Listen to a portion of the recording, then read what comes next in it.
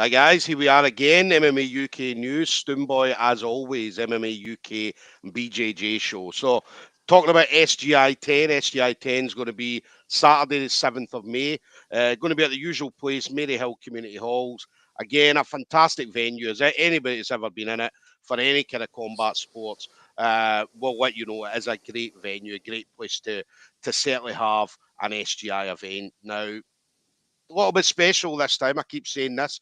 There is going to be pay-per-view at the event. Unfortunately, there was no pay-per-view at the previous 9, but it has been building up to this SGI 10. So pay-per-view is available. Head over to Scottish Grappling. You'll be able to get the details for the pay-per-view.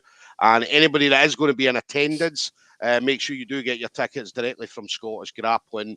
It'll take you through their booking a booking system, and you'll be able to get your tickets direct. Make sure if you are choosing the tickets, and it's for your chosen fighter, make sure you do pick their name, because obviously the fighters, I believe, are getting commission from the tickets as well. So obviously the more they sell, the more commission they get, obviously. So so it's always good the fighters get something back.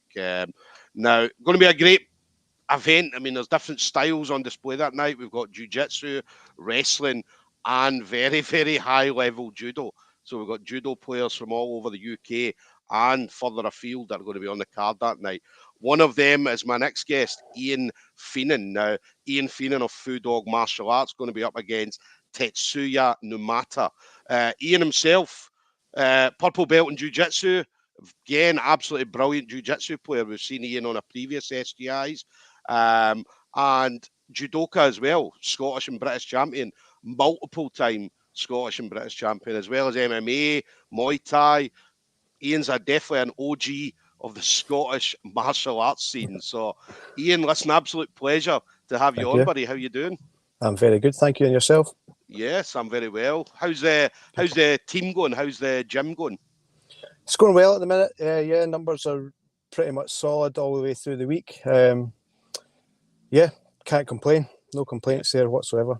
I love seeing the pictures, obviously, when pictures go up. And I love seeing it for every gym. I mean, whenever gyms, especially after the lockdown, because obviously we know we got absolutely hammered during lockdown, but seeing all the pictures coming up and people enjoying martial arts or enjoying jiu-jitsu or judo or whatever they're doing. So it's great to see.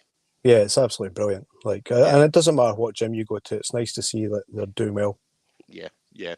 What about you then? Obviously, your own training. How's your own training going then, Iain? Yeah, it's good. I'm training as much as I can. I'm doing a lot of kind of stuff with a guy called John Humphreys, who is another OG of Scottish martial arts. Yeah. I'm getting out to higher level when I can to get in the rounds, and I'm training with a lot of the guys at my place as well. So we've got 2 or 3 guys there that are competing quite regularly now. So they've been quite good to have around and help with training and whatnot. And just trying to push myself as much as I can. Like, I mean, I've grappled my whole life. I know what I'm doing, more so than what I would have done if it was MMA. So yeah, I'm enjoying the process of training at the minute and just taking in as much as I can, really, to be honest. Yeah. And that's one thing. I mean, you're always training, or you're coaching. Yeah. So they always say the older you get, we're supposed to slow down. But that's certainly not the case with you, Iain. I mean, you're still I don't know about that. I don't know, like, a wee bit slower than I was. Maybe a little bit slower, but I mean, you've certainly not slowed down in regards to the amount of work you're putting in, obviously, in your own training and coaching and other things that you're doing. Yeah, I think coaching as well gives you a kind of different perspective of the sports. When you're kind of fully involved in competing and training full time, you're kind of focused on that. Whereas when you're coaching, you can pick up wee details that you wouldn't normally get. Like, you might bypass over them when you're competing all the time. So in that sense, like, I have a kind of better understanding, like, of what I need to be doing and how to approach the situations and how to approach maybe some of the sticking points that would normally come up. Better than I probably ever have done. So that's been a massive bonus. Yeah. I always love that. I mean, anybody I talk to, when they talk about coaching, they say that obviously you'll know yourself, if you're in the class or you're training and somebody else is coaching, you're doing the move. Whereas obviously coaching, you're breaking the move down, bit yeah, by bit. So yeah, and it calculates a little bit better. yeah. I also think I got a really good tip from James Doolan once, and I was saying to him, I was like, oh, I'm not getting as much training in as I really kind of want to be, not for this, but just in general. And he was like, oh, like when you're showing something, like do your reps to demonstrate, and then go around every kind of group in the class, and then just show it on them once, and then that way you're kind of building the reps without even kind of really kind of being aware that you're building the reps. So Yeah, instead of doing like maybe 2 or 3 to demonstrate, you're doing 10, 15, whatever it may be, through the kind of the time. yeah, yeah, Um, so that's a very small thing, but it pays dividends in the end. yeah, And then I think as well, just watching footage and studying up on things that you might not usually study up on, because like you have your own set way of doing things. Like I think that's probably like the biggest thing that I've kind of found from coaching, is you just approach it differently, and yeah. it can only make you better. Whether you win or lose more, it doesn't make a difference, but you definitely get better. Yeah, yeah, definitely. Then SGI then. So SGI, no, Yeah. obviously we've seen you before. I think the Mm-hmm. last one was what SGI 8. Obviously Yeah. got the win against another OG of the Yeah. Scottish martial arts, Neil Laird. So Yeah. so how did you find out you were going to be on the SGI 10 game? So I just messaged the SGI page, because they'd said that they were going to be matching. And I really want to get more active in kind of sub-only grappling style um, competition. Yeah, So I messaged them, and they fired back almost immediately saying, we've got this Japanese guy, judo player, third dan, purple belt in jiu-jitsu.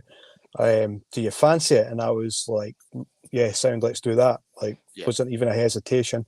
Um, and I think it'll be a kind of interesting matchup that might be different for what the kind of crowds have seen before. yeah, Maybe not, but it's very unusual that you get two judo players kind of coming together, especially in no-gi as well. yeah, Originally, like, he'd asked for gi, and I thought myself at that point that it would turn into a judo match, yeah, and not many people would know what was going on. yeah, I don't think. yeah, Without sounding like, I don't mean that in an assaulting way, just like it's kind of hard to see what's going on if you don't really know what you're looking for in judo. yeah. Um, Whereas like no-gi would offer us both a bit more of a challenge. Hmm. Um, and I think it would just make for a more exciting match, to be honest. Yeah, yeah, So yeah, it was just like that was the first name they gave me, and I said yeah, yeah, and yeah. that's what it is. Definitely. And he's a quite high level as well. I mean, when I was talking to Yeah, him, he was saying that because obviously Japan, we know Japan, the judo in Japan, yeah, it is a high level. So, yeah. Well, and obviously with him can't get being, better. yeah, with him being a third dan judoka, Yeah, so it's quite a high level. I mean, it should be a high level. So, yeah, and he's got a little bit of footage online as well. So we managed to see a little bit about him. So, yeah, and that's the thing. I mean, judo's always been around in grappling.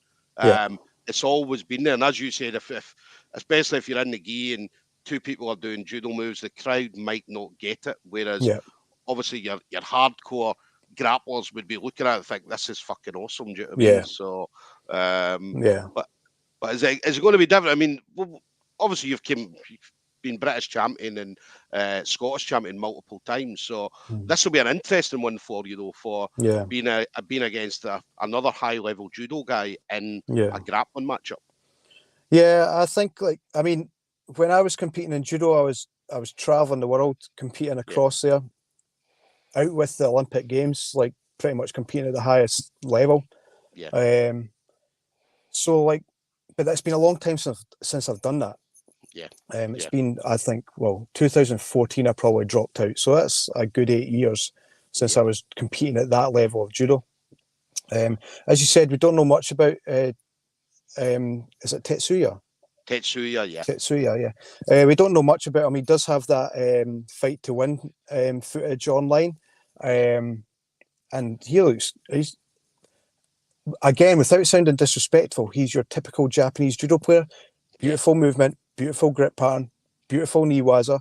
Um, so I'm quite excited about it. It got me kind of like buzzing that it was going to be another judo player, and that, like, win or lose, like, one of us is going to highlight judo within the sport of grappling. yeah, Um, yeah, to hopefully a good standard, like that it's maybe not been done before. Obviously, you've got like Owen, who's flying at the minute, and I think his partner Julia's on as well. Julia's on, yeah. Julia's up Yeah, against Maria Popikova, the girl yeah, from SPG Aberdeen. yeah, and then Jacob Moore's on there as well. Yeah, So yeah, I think this is going to be quite a good platform for judo players who are kind of transitioning into sub grappling tournaments to kind of showcase their skills pretty well. yeah. And there's quite a few as well, like Tommy Jackson. Tommy Jackson's a young kid, 17's in the British judo team. So I'm out black of belt as touch, yeah. well. Yeah. So he's coming in. I think he's a no-gi match against a boy, Ronan Foley, out of Low Tide. Ronan also a judo player as well. So that's the good thing. I mean, there's quite a few judokas on this card on May the 7th. Yeah, hopefully some airtime from a lot of people. It No will pulling happen. guard, guys.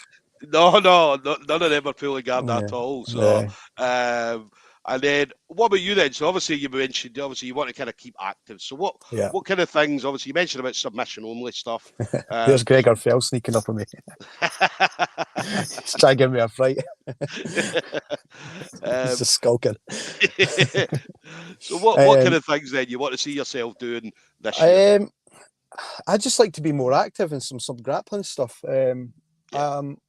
I tried to get on Grapple Fest, but I mean, they'd put out on their Instagram page, if you want to try and get on, like fire us a message.